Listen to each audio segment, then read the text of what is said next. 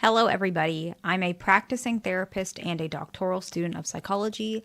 Today, we're going to talk about if somebody, particularly a woman, she has a father wound. She has what some people might call daddy issues, to which it may actually create issues with her interpersonal relationships, including her romantic relationships. Now, y'all, before we get into it, I just want to mention I had a pretty rough day at work today, so forgive me if it's a little bit disoriented, and all the research that I will be using will be in the description box. But let's go ahead and jump right in.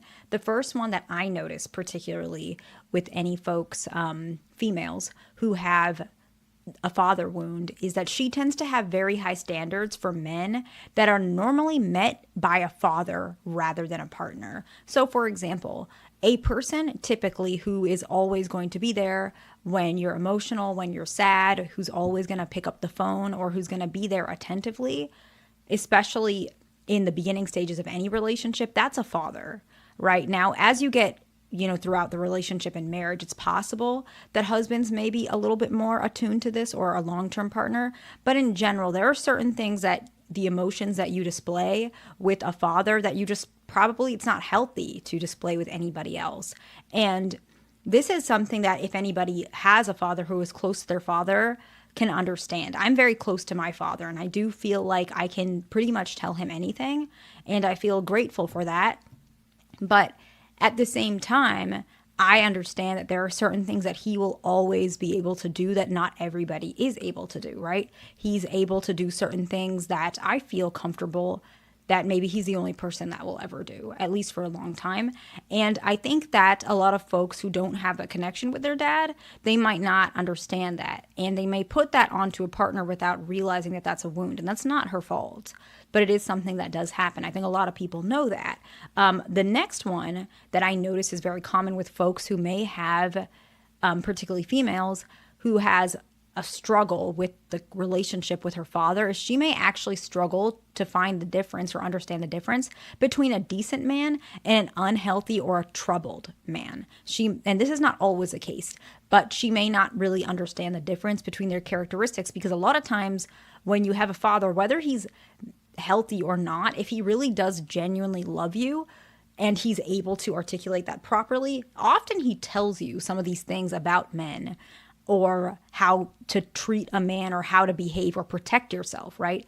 A father tends to tell you this at a young age, typically, or you're going to see it in their behavior. If a father regrets something that he's done, he may open up, or he may say something, or he may share something, or he may tell you this is not safe, or you shouldn't do that, or be careful.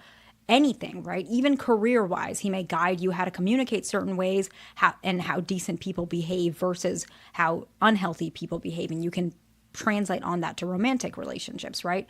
Typically, a father is the one who is able to guide you and help you to understand the difference. A man who is your romantic relationship, he may not necessarily be able to guide you in that way, especially if he is an unhealthy or troubled individual, right? And so this can be something that is unfortunate, because a lot of ladies don't realize that this is what's affecting her dating life. Does that make sense? Another one is actually that she actually has trouble trusting men. She may have trouble trusting men because of the inconsistency or absent parental support in her childhood, right? And this also can be that because she doesn't understand the difference, or it's hard for her to know, she may feel insecure about understanding men in general. She may truly not understand the way they behave. Men and women, they operate a little bit differently in a lot of spaces, what I've noticed, right? Not just romantic spaces, but also in spaces like career-wise, communication-wise, friendship-wise. Sometimes there's a difference, not just an upbringing. Some of it could be biological. I don't study biology, so I can't speak to that. But from a psychological perspective, men and women, they're raised a little bit differently. And so we can see that these behaviors, they're not always a bad thing, right? But a female who has a father wound, she may think if a man is a little bit, maybe he answers text messages a little bit shorter, or he's not as detailed, she may think that that's a bad sign, when in actuality it doesn't have to be. A lot of men are just like that. It's not a negative thing, but she may not know that, because she may feel like this is a sign that he doesn't care. And so she may think interpret all his behaviors that way, when in actuality he does care. Maybe he's not that good of a texter. I'm not saying that's always the case, it's just an example. But these types of things she may interpret as more inconsistent because maybe her father was inconsistent, or maybe she didn't understand because he wasn't teaching her as properly, if that makes sense. The next one, that is not always the case, but it does happen. She may try to reach out, or she may be attracted to very authoritative partners who resemble kind of a father figure. It doesn't necessarily have to be older, but what I mean is he might be very dominant, but it might not be healthy. But a father can tell you certain things that, a partner can't necessarily say. A father can definitely tell you, hey, don't go out wearing that. If you're young, if you're a teenager especially, don't wear that, right? Dads can say that, moms can say that. A partner, it can come across a little bit different depending, but they may seek out partners who translate those behaviors that a father tends to have, right? A dad might say, let's say you want to buy, I don't know, the new Switch. A dad will tell you, no, you can't buy that right now, right? But a partner, if you have your own money, it's a different dynamic completely. Your partner doesn't necessarily say, no, you can't buy that because I said so, right? A dad can say, no, you can't get that because I said so. That's done, right? Especially if you're younger, obviously, right? Not necessarily if you're an adult, but if you're like a teenager or a kid or whatever, dad can say, because I said not to. A partner, not necessarily, but they might seek out partners who have that behavior, but it's not healthy, if that makes sense. That might have not translated well, but I hope it made sense. The next one is she may actually have low self-esteem, and this may translate into that low confidence and feelings of inadequacy, to which she's trying to get her partner to reach that goal. She may need constant reassurance a lot, right? The next one actually might be fear of abandonment in relationships, where she may actually feel that abandonment and absence from her father. And so she has a heightened fear of being abandoned, right? And if this is you and you feel like part of your fear of abandonment comes from your father or your mother, right? I'll make another video on females with mother wounds. What can end up happening is you might feel more sensitive to abandonment when it's actually not even happening, or it's not as severe as it used to be when you were a child or a baby. And so it's something to keep in mind. It's not your fault, but recognizing who's the actual person who abandoned you. It might not be your friend. It might not be your partner. It might have been your father, right? And you need to place that where it belongs so that that person can apologize. That person can make amends, or you can recognize what you need to do to act accordingly, right? The next one is some ladies who have a father wound, she actually may struggle to set boundaries with men, right? She may struggle to establish healthy boundaries with male partners, sometimes tolerating mistreatment because she didn't have that practice with putting boundaries with her dad, right? Dad has certain boundaries that he already, if he's a healthy father, that he has set in the family originally, right?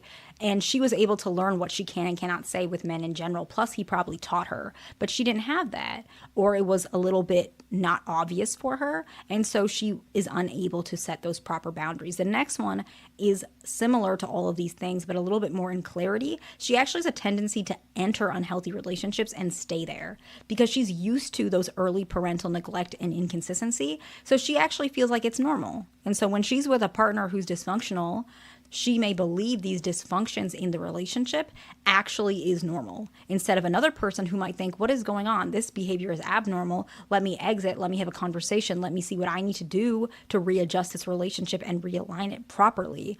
But she doesn't see it like that because she doesn't even know, right? The next one is an over dependence on male approval, okay? She may be constantly seeking validation, particularly from men, to feel loved or valued, to which she feels that her father was not there. Another issue that is pretty common, and this is with any parental wound, to be honest, but also father wound. The next one is actually that she may have emotional instability. And this can be some sort of emotional turbulence, and it stems from that unresolved parental issue, and it's affecting relationship stability. And the very last one is some ladies actually have a difficulty with intimacy and vulnerability in the bedroom, outside the bedroom, expressing herself because she has a challenge to open up emotionally to partners because she has trust issues and she's afraid to be abandoned. And if she mentions these things, she may actually feel that she may be rejected. And I don't know if I just said the other one was the last one, but I just remembered another one, which I think is really important, and then we'll wrap it up. Some of them have a rebellion or defiance against male authority. You might see them have some sort of opposition type of behavior, right? Mistrust towards male figures. And it's because of what happened with her father, okay? I hope this video makes sense to somebody. Please like, subscribe. I'll see you in the next one.